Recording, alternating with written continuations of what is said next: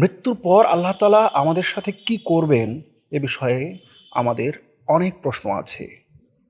আল্লাহ তাআলা তার আসমান জমিন সহ সমগ্র মহাবিশ্ব সৃষ্টির পূর্বেও ছিলেন এবং সব কিছু ধ্বংস হওয়ার পরেও তিনিই থাকবেন।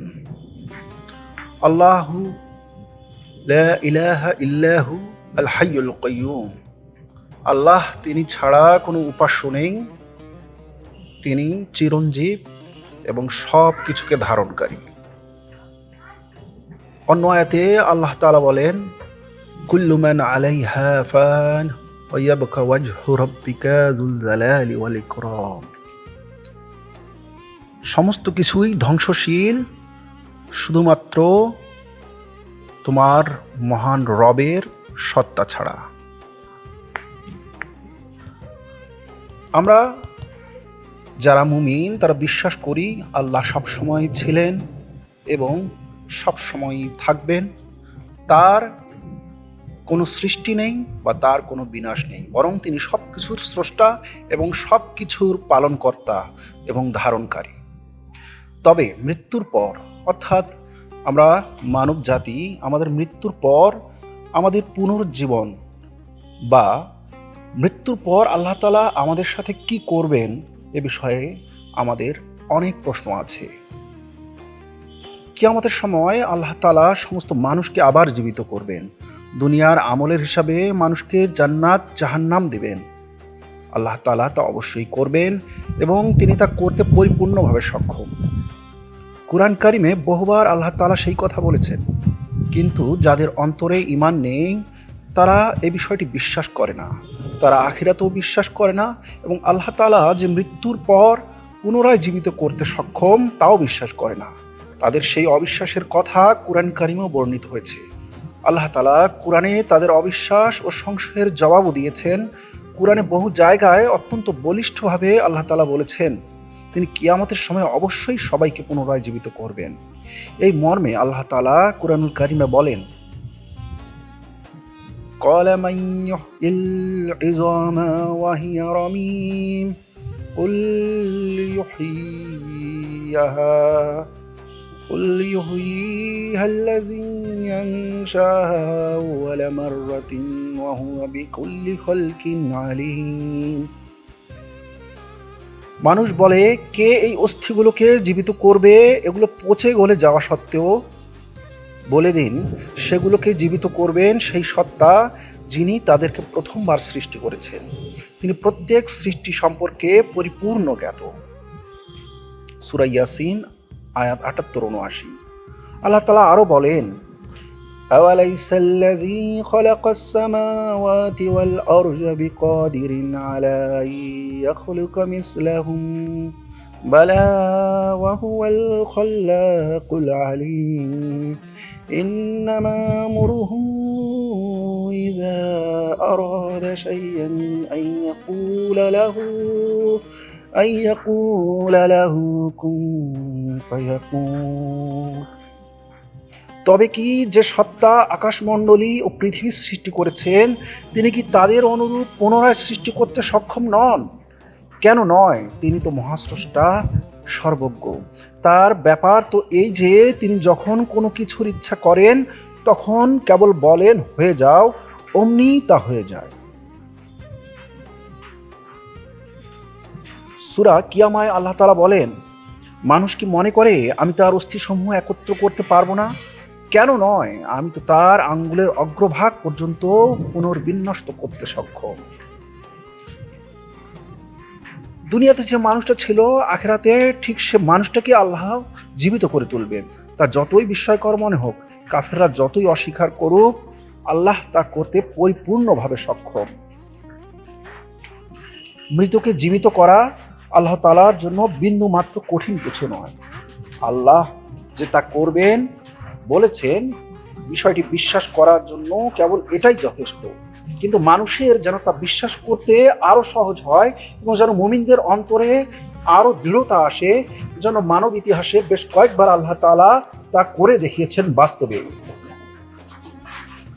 কুরআন কারিমে আল্লাহর কুদরতের নিদর্শন হিসেবে এমন কয়েকটি ঘটনা বর্ণিত হয়েছে যেমন হযরত ইব্রাহিম আলাইহিস সালাম একবার আল্লাহ তাআলাকে বললেন, আল্লাহ, আপনি মৃতকে কিভাবে জীবিত করবেন তা আমাকে দেখান। আল্লাহ বললেন, তুমি কি এই বিষয়টি বিশ্বাস করো না?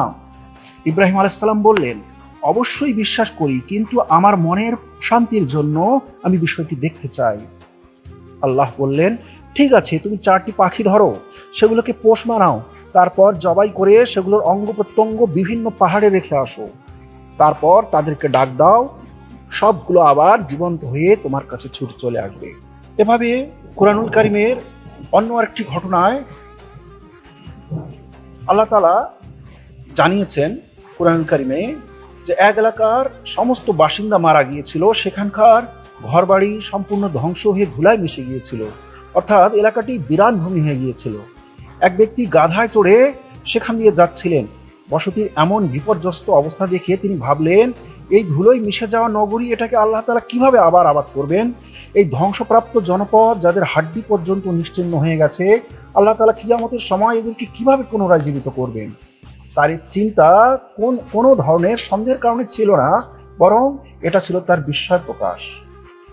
আল্লাহ তাআলা ওই ব্যক্তিকে সচক্ষে দেখাতে চাইলেন কিভাবে তিনি পুনরায় জীবন দান করতে পারেন। তাতে এই ঘটনা সকলের জন্য একটি দৃষ্টান্তও হবে এবং এর দ্বারা মানুষ হেদায়েতপ্রাপ্ত হবে। আল্লাহ তখন ওই ব্যক্তিকে মৃত্যু দান করেন। সে অবস্থায় প্রায় 100 বছর কেটে যায়। তারপরে আল্লাহ তাআলা তাকে আবার জীবন দান করলেন এবং তাকে জিজ্ঞেস করলেন, এই মৃত অবস্থায় তুমি কতদিন ছিলে? ওই ব্যক্তি বললেন, মনে হয় 1 দিন বা 1 দিনেরও কম সময়। আল্লাহ বললেন, তুমি তো এই অবস্থায় 100 বছর ছিলে, তোমার খাদ্য সামগ্রীর দিকে তাকাও, এগুলো দ্রুত পচনশীল, অথচ 100 বছর পরে এখনো কেমন তরতাজা আছে। আর তোমার গাধাটাকে দেখো, সেটা মরে পচে নিশ্চিহ্ন হয়ে গেছে। এবার দেখো তোমার গাধাটাকে আমি কিভাবে আবার জীবিত করে তুলি। তারপরে আল্লাহ তাআলা তার নিশ্চিহ্ন হয়ে যাওয়া গাধাটাকে আগের মতো জীবিত করে দেখালেন। এই বিস্ময়কর ঘটনা দেখে ওই ব্যক্তি বলে উঠলেন, আল্লাহ, আমার বিশ্বাস ছিল আপনি সব বিষয়ে ক্ষমতা রাখেন, আপনি মহান। এই ঘটনাটি ছিল মূলত উজাইর আলাইহিস সালামকে নিয়ে, যাকে পরবর্তীতে ইহুদিরা আল্লাহর পুত্র সাব্যস্ত করেছিল, তার এই অলৌকিকভাবে 100 বছর পর ফিরে আসার কারণে। এভাবে আল্লাহ তাআলা যাদেরকে চান হেদায়েত দান করেন, আবার যাদেরকে চান তিনি পথভ্রষ্ট করেন। তবে তারাই পথভ্রষ্ট হয় যারা সত্য গ্রহণে পিছিয়ে থাকে এবং সত্য গ্রহণে অহংকার প্রদর্শন করে। এভাবে মহান আল্লাহ তাআলা কুরআনুল কারীমে আরও অনেক নিদর্শন বর্ণনা করেছেন যে তিনি মৃত ভূমিকে কিভাবে জীবিত করেন, মৃত নগরীকে কিভাবে জীবিত করেন, এই আসমান জমিন ধ্বংস হওয়ার পরেও তিনি আবার পুনরায় নতুন আসমান নতুন জমিন সৃষ্টি করবেন এবং আল্লাহ তাআলা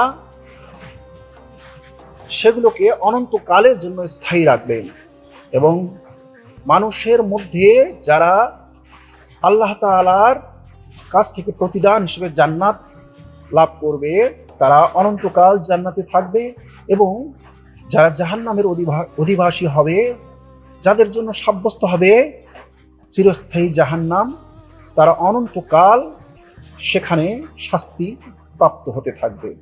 মহান আল্লাহ তাআলা আমাদেরকে আখিরাতের ব্যাপারে নিশ্চিত বিশ্বাস দান করুন। আমরা এই দুনিয়ার নশ্বর এবং এই ক্ষণিকের সময়কে আল্লাহ তাআলার স্মরণ, তার একত্ববাদের ঘোষণা, তার ইবাদত এবং তার প্রতি সমগ্র মানব জাতিকে আহ্বান করে আমাদের এই স্বল্প জীবনকে আল্লাহর সন্তুষ্টির জন্য ব্যয় করি। আল্লাহ তাআলা আমাদেরকে সেই তৌফিক দান করুন।